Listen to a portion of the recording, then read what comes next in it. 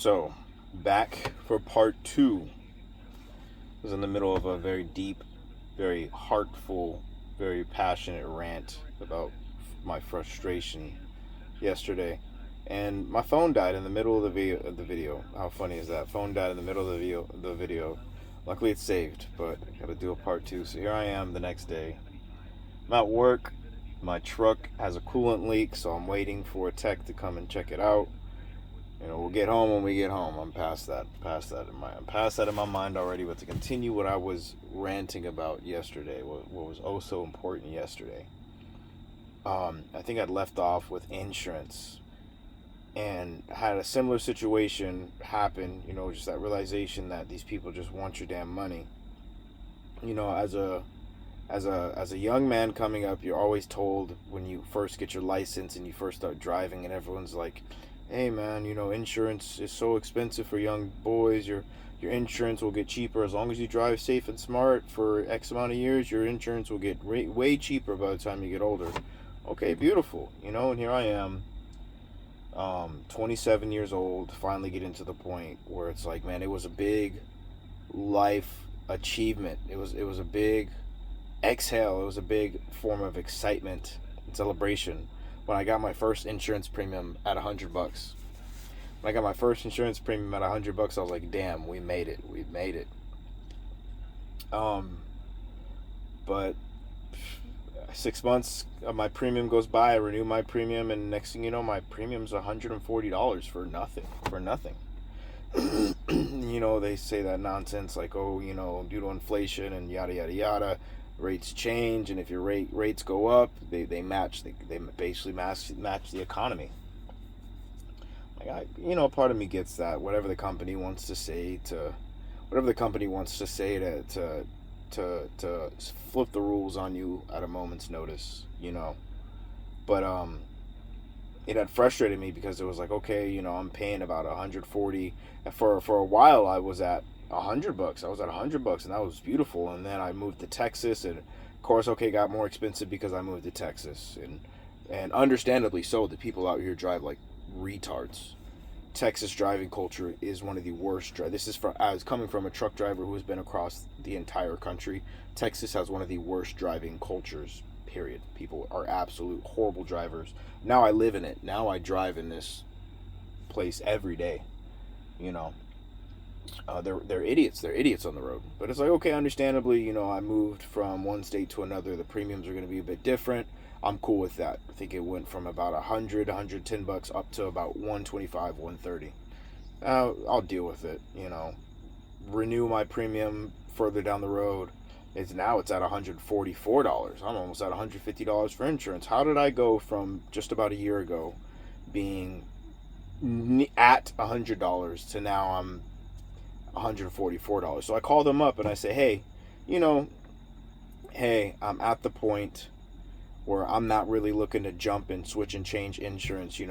I'm getting too old for nonsense to be running around chasing. I really want to stick with one company, stick with one insurance, keep my stuff in one spot. Is there anything we can do to get my insurance premium cheaper? How can you guys work with me to earn my business, to maintain my business, to really value my customership? I don't know, not patronship. I don't know what the word would be. But, what can we do? I'm not happy with what I'm paying. I want to stay with you guys, but I'm not staying with you guys if this is how it's going to be. For these people on the phone to give me the runaround and be like, oh, there's nothing we can do. We won't be able to redo a quote there's nothing we can really do. If you want to, we can sign you up for paperless billing and auto pay, and that'll take about $5 to $10 off. I don't want to do that. I do not like auto pay. Because for some reason, the auto pay system takes so much longer to process. And I don't like money floating in limbo. I don't like money floating in limbo between my account and whatever destination it's trying to reach for 3-4 days. I don't like it floating around in limbo for multiple days, and it rolls over a weekend, so it takes longer. It rolls over a holiday, so it takes even longer.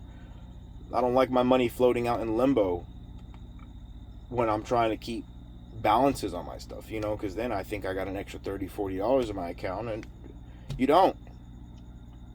So I'm like, basically, I'm not signing up for that. I'm not looking for no stupid $5 discounts for signing me up to a program I don't want to be on. I'm telling you, I want a better price for the service. I've been with you guys for years now. I've been with you guys for about 3 years now. I've been a straight, steady paying customer. I don't miss no payments, no nonsense. I've not filed a claim. I've not had a ticket. I've not, nothing. I just want to pay.